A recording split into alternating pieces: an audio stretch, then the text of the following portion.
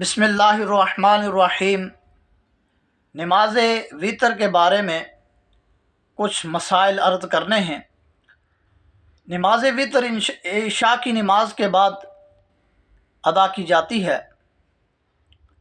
یاد رہے کہ اب سوال ہے کہ نماز وتر کتنی رکعت ہے، نماز وتر کتنی رکعت ہے، یعنی نماز وتر کے اندر کتنی رکعت ہیں۔ تو اس بارے میں ہم حضرت مولا علی رضی اللہ تعالیٰ عنہ کی بارگاہ میں عرض کر دیتے ہیں۔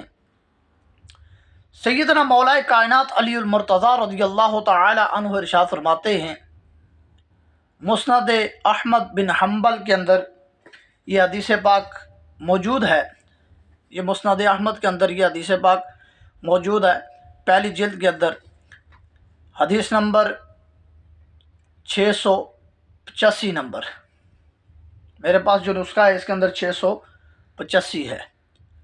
حضرت مولا علی رضی اللہ تعالیٰ عنہ فرماتے ہیں کہ ان النبی صلی اللہ علیہ وسلم کانا، ہمارے محبوب علیہ الصلوۃ والسلام وتر کتنے پڑھتے تھے؟ فرمایا بثلاثن، فرمایا 3 رکعت نماز وتر ادا فرماتے تھے۔ کون؟ ہمارے محبوب کریم صلی اللہ علیہ وسلم۔ کون فرماتے ہیں؟ حضرت مولا کائنات علی المرتضیٰ رضی اللہ تعالی عنہ۔ آپ ارشاد فرماتے کہ ہمارے محبوب علیہ الصلوۃ والسلام 3 رکعت نماز وتر ادا فرماتے۔ تو پتہ چلا کہ ہمارے محبوب علیہ الصلوۃ والسلام نماز وتر میں 3 رکعت ادا فرماتے، جو آج الحمدللہ ہم اہل سنت و جماعت ادا کر رہے ہیں۔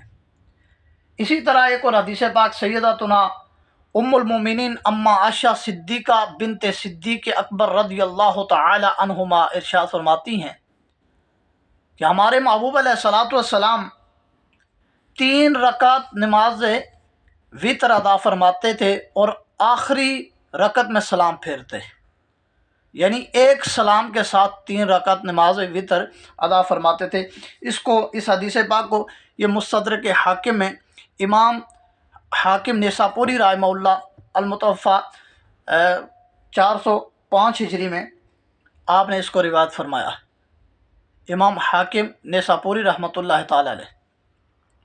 تو پتہ چلا کہ ام المومنین رضی اللہ تعالی عنہ کے فرمان سے بھی اور حضرت مولا علی رضی اللہ تعالی عنہ کے فرمان پاک سے بھی پتہ چلا کہ ہمارے محبوب علیہ الصلوۃ والسلام 3 رکعت نماز وتر ادا فرمایا کرتے تھے۔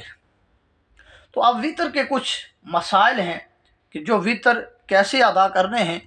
تو مرد ہے یا عورت، بچہ ہے یا بوڑھا، تو سب کے لیے نماز وتر واجب ہے، نماز وتر واجب ہے، تو واجب ضروری ہے۔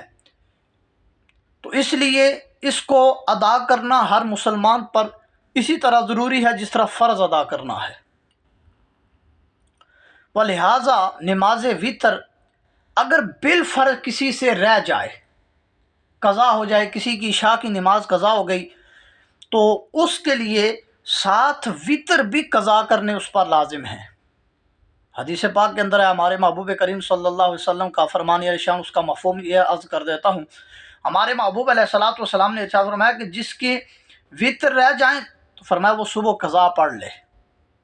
تو پتہ چلا کہ وتروں کی قضا بھی کرنی ہے، وتروں کی قضا کرنی لازم ہے ہمارے لیے، وتروں کی قضا کرنی کیا ہے؟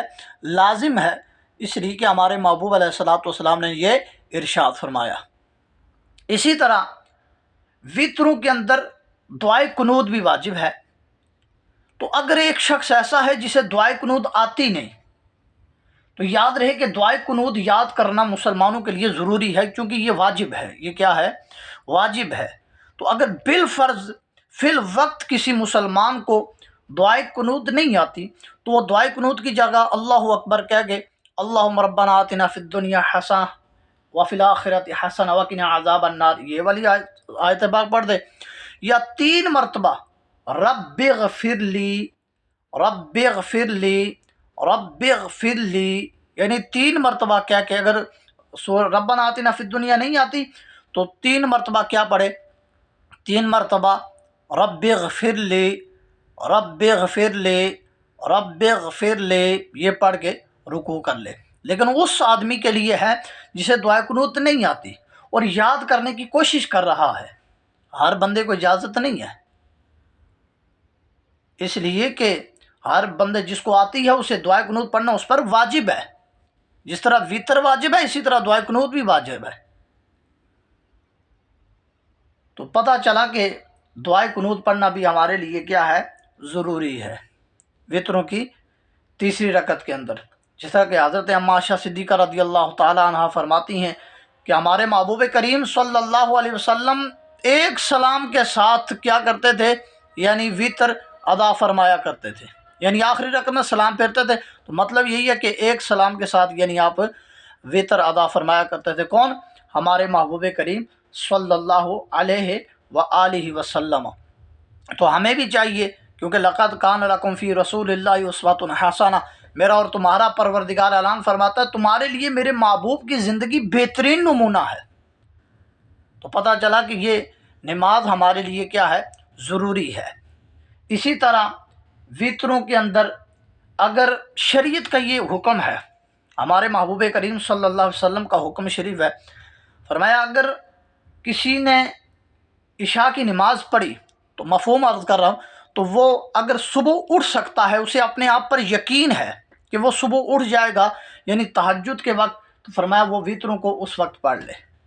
تو فرمایا جسے نہیں اپنے اوپر یقین، کو نہیں اٹھ سکتا صبح کو، تو فرمایا وہ عشاء کے ساتھ پڑھ لے، عشاء پڑھے اور وطر بھی کیا کرے، ساتھ پڑھ لے۔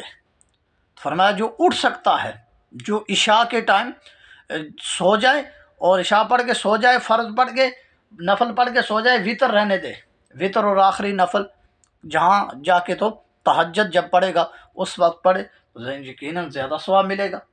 تو اسی طرح ہمیں یہ مسائل یاد رکھنے ہیں اور ان پر عمل کرنا ہے۔ اللہ تعالی ہم سب کو ہدایت نصیب فرمائے۔